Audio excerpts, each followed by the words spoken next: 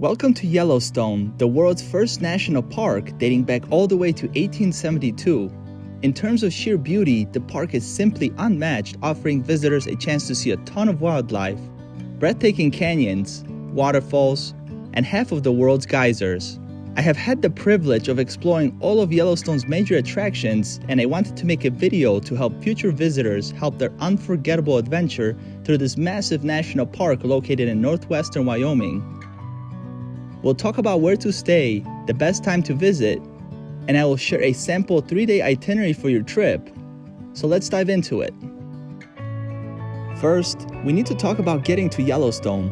There are 4 main entrances into the park, from the north through Mammoth, from the west through West Yellowstone, from the east through Cook City, and from the south via Highway 89. For the purposes of this video, I will talk about the north and west entrances as they are the most accessible and served by major airports.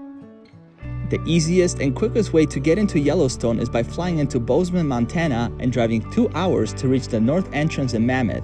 The second option is to fly into Salt Lake City in Utah and drive for about 5 hours to reach the West Yellowstone entrance. The second thing you need to plan for is accommodations. You can opt to stay inside of the park or in the towns I just mentioned, Mammoth or West Yellowstone. Do not underestimate the driving distances within Yellowstone and plan to stay near where you plan to explore. Many visitors make the mistake of staying so far away from the park they end up driving more than they spend time exploring. If you have the money to splurge, you can opt to stay inside of the park near the Old Faithful at the iconic lodge, or in the Canyon Village near the lower and upper falls of Yellowstone. Keep in mind that these are much pricier options and you will need to book far in advance, but you'll also be among one of the first visitors into the park, and the calmness and peace is sometimes worth the price tag. One last thing to know before planning a trip to Yellowstone is that most roads in the park, including the Grand Loop, close for the winter sometime in late October and do not reopen until late May. You can still visit the park, but just note that you'll need to book a tour and dress extra warm as the weather averages about 0 Fahrenheit or about minus 18 degrees Celsius. So the best time to visit the park is from June until late September. You should now have a general idea how to get to Yellowstone, where to stay, and when to visit. So let's talk about the fun part. What is there all to do? Depending on how much time you have to experience the park, I think 3 days allows you to see all of the highlights and not feel rushed. On the first day, you can start at the iconic Old Faithful Geyser, located near the West Yellowstone entrance. Old Faithful is known around the world due to its predictability of eruptions, which typically happen every 60 to 90 minutes. People gather up on the boardwalk to watch it erupt and shoot water over 100 feet into the air. Old Faithful is located in the Upper Geyser Basin, and while you're here, I strongly encourage you to check out the 3.5-mile loop hike that highlights some of the most unique thermal features in the area. It just so happened that during my visit both the castle and Grand Geysers were erupting, and I got soaked as the Grand Geyser roared and spit water 50 feet up in the air and the wind blew the water right into the crowd. As you continue your walk along the boardwalk, you'll soon see the Firehole River that cuts through the park and arrive at one of my favorite springs in the park, the Morning Glory Pool. Believe it or not, this pool was once blue, but vandalism over the year has caused bacteria to grow, turning the pool into this yellow and orange hue around the edges. After the hike, be sure to stop at the Old Faithful Lodge, one of the most iconic hotels in the world. It was built in 1904 and it is still considered the largest log structure in the world. Inside, you will find a grand 85-foot ceiling with a stone fireplace and lots of memorabilia showcasing the park's history. You will also find a general store adjacent to the lodge, but the most impressive thing about the lodge is that you get a front row seats to see the Old Faithful erupt. Just up the street from the iconic Old Faithful is another hot spring recognized worldwide as one of the most beautiful hot springs in the world, the Grand Prismatic. To reach this iconic overlook, you will have to follow the Fairy Falls Trail for about a mile. To reach the boardwalk and visit few of the other geothermal features, you will need to park further up at the Grand Prismatic parking lot. And keep in mind that this is among one of the busiest areas in the park. Some of my other favorite hot springs and short hikes in the area include the Fountain Paint Pots hike, which is a short 1-mile hike, and just across the street is the Firehole Lake Drive, where you can see the White Dome Geyser, Artesia Geyser, and many more beautiful thermal features. For the second half of the day, I recommend driving over to Yellowstone Lake, located at the southeast corner of the park. It is just a 30-minute drive from the Old Faithful Lodge and makes for a laid-back afternoon adventure after all the exploring we've been doing so far. Start at the West Thumb Basin for a 1-mile stroll near the shore of North America's highest alpine lake, located at an elevation of 7,800 feet above the sea level. One of my favorite geysers here is the Abyss Pool because of its crystal clear blue color and the surrounding scenery. It is also one of the deepest in the park at 53 feet deep. I encourage you to drive around the area in search of wildlife and beautiful views. You can also drive over to Pumice Point picnic area to catch a beautiful sunset. On the second day of our adventures, we are going to focus on exploring the eastern part of Yellowstone, where you can find lots of waterfalls, scenic drives, and what's called the Grand Canyon of Yellowstone. As you enter the park through the West Yellowstone entrance and drive to the first place on today's agenda, do not miss your chance to see Gibbon Falls, which is located right next to the main road and can be seen directly from the parking lot. From Gibbon Falls, it is just a 15-minute drive to the first major stop of today, the Norris Geyser Basin. There's a 3-mile loop that highlights all of the geothermal features of this area, from mud pots, hot springs, and geysers. The Norris Geyser is the hottest and oldest area of the park, with water temperatures reaching over 450 degrees Fahrenheit just beneath the surface. Here, you'll definitely want to check out the Steamboat Geyser, the tallest one in the world, with an average eruption reaching 300 feet up into the air, twice that of an Old Faithful. Eruptions, however, are irregular and can take months or even years before each one. You can find the latest eruption information on National Park's website. The second half of the loop will take you to Porcelain Basin. The name is given for the smooth white mineral deposits that cover much of the area, reminiscent of a porcelain glass. As you walk on the designated boardwalk, you will hear the hissing steam vents and see the rich blue acidic pools. This area is perhaps one of the most underappreciated in the entire park, as it does not have the flashy Grand Prismatic or the jaw-dropping scenery of the canyon, but I think it is certainly worth a visit. Another quick stop I recommend in this area is called the Artist Paint Pots, a short 1-mile loop hike that takes you through a forest and around an area filled with different kinds of bubbling mud pots, hot steam vents, and colorful hot springs, with only about half of the crowds you will find at the Norris Geyser. After completing a short loop, you'll want to hop back in a car and follow the Norris Canyon Road towards Canyon Village, home to the Grand Canyon of Yellowstone and iconic Lower Falls.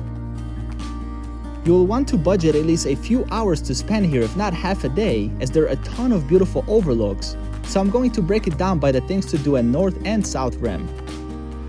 First, let's talk about the South Rim. You'll want to drive across the bridge over the Yellowstone River and park at the Upper Falls Viewpoint parking lot.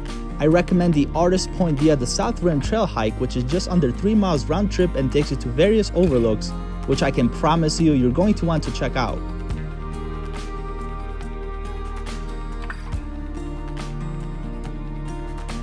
The hike ends at the iconic Artist Point, which is the viewpoint of the Lower Falls you've probably seen on the internet over 1,000 times. Alternatively, if you don't wish to hike the 3 miles, your other option is to drive over to the Upper Falls Viewpoint and then drive a little further to the Artist Point.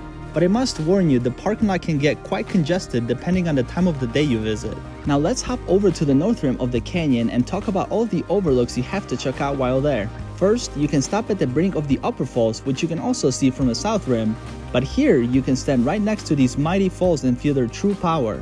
These are much shorter than the next falls we're going to talk about. After a visit to Upper Falls, you'll want to continue onto the North Rim Drive and grab the first parking spot you can find and just walk over to the next few overlooks I'm going to mention, as this area can get quite congested.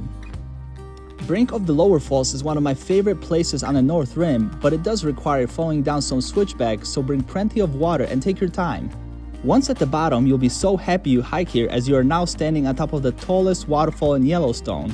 At 308 feet tall, it is twice as tall as the Niagara Falls. You can watch in awe the dramatic gorge stretching over 20 miles in front of you, painted with gold and red from the minerals and geothermal activity in the area. Few of the other lookout points you'll want to stop and visit on the North Rim are the Grand View, Lookout Point, and Inspiration Point, all of which are short walks and can offer incredible sunset opportunities. People who come to Yellowstone often come for its unmatched beauty and the wildlife viewing opportunities. Often called the Serengeti of North America, Yellowstone offers you a chance to see animals in their natural habitats, sometimes strolling right onto the roadway. There are two primary areas of the park that offer the best wildlife viewing opportunities: the Lamar and Hayden Valleys. It just so happens that Hayden Valleys is just 15 minutes from the canyon. Rolling hills along the Yellowstone River provide the perfect habitat for large herds of bisons, elk, and other animals. Be patient and please do not approach wildlife. Admire these beautiful creatures from the safety of your car. On this third and final day, I want to focus on two places that are synonymous with Yellowstone and that I personally wish I visited sooner.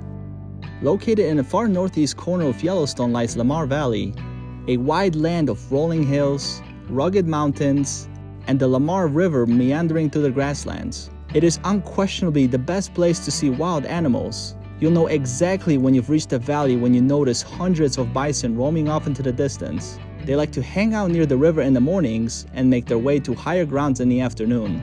The best times to visit is in the early morning or late in the afternoon, which is when the animals are most active. Be patient, as Lamar Valley is also where the famous Yellowstone wolves like to hang out. I did not see any this time around, but I did see a beautiful brown bear strolling off in the distance. Again, I remind you to stay in your car as these are wild and unpredictable animals. Following a morning of searching for these beautiful animals, head east towards Tower Junction, where two more sites await. First, walk a short path to the Calcite Springs Overlook, where you'll quickly start to smell the sulfur coming from the steaming vents below, and the incredible basalt columns formed by the cooling lava more than 1 million years ago. Next, head just 5 minutes south to see the dramatic Tower Falls, a stunning 130-foot waterfall surrounded by pinnacles that rise just above the brink of the falls. The early explorers were so stunned by the beauty of this waterfall, they almost decided to build a lodge nearby. The next place I want to tell you about is one of the most fascinating places in the entire park. The Mammoth Springs are located near the north entrance of the park, and I believe these to be one of the most iconic landmarks you cannot leave Yellowstone without a visit. These otherworldly terraces constantly change as minerals deposits dissolve and continue to shape these hot springs. To truly experience this place, I recommend the 2-mile Mammoth Terrace boardwalk that takes you up and above the hot springs, showcasing its many beautiful colors. Be sure not to miss Palette Spring, Minerva Terrace, and Canary Springs, as they are, in my opinion, one of the most beautiful stops on this walk. You can also visit the nearby Fort Yellowstone, which was formerly a U.S. Army fort who used to patrol the park for more than 30 years. Today, you can visit the remnants of the fort and stop in town to visit some of the local shops. After a visit to Yellowstone, it's hard not to feel changed by its mesmerizing landscape, thundering waterfalls, and untamed wildlife. With so much diversity and even bigger landscape, it's hard to cover everything there is to see in this park. This video is meant to give you an idea and share a few helpful tips to help you plan your next great adventure to America's oldest national park. Whether you're looking for hiking adventure, photography, or simply looking for a quiet moment in nature, this place has it all. Yellowstone's proximity to another incredible national park, the Grand Tetons, offers visitors an unparalleled opportunity to visit two vastly different landscapes. One moment, you could be admiring the colorful hot springs of Yellowstone, and the next, you could be climbing through Grand Teton's spectacular canyons to see turquoise alpine lakes. I have created a guide to Grand Tetons National Park. Much like this guide, it highlights all you need to know about the park, including a sample itinerary. You can watch my guide and all individual videos on my YouTube channel, which I really hope aid you on your next visit to these beautiful places. I wish you safe travels and hope to see you on my next adventure.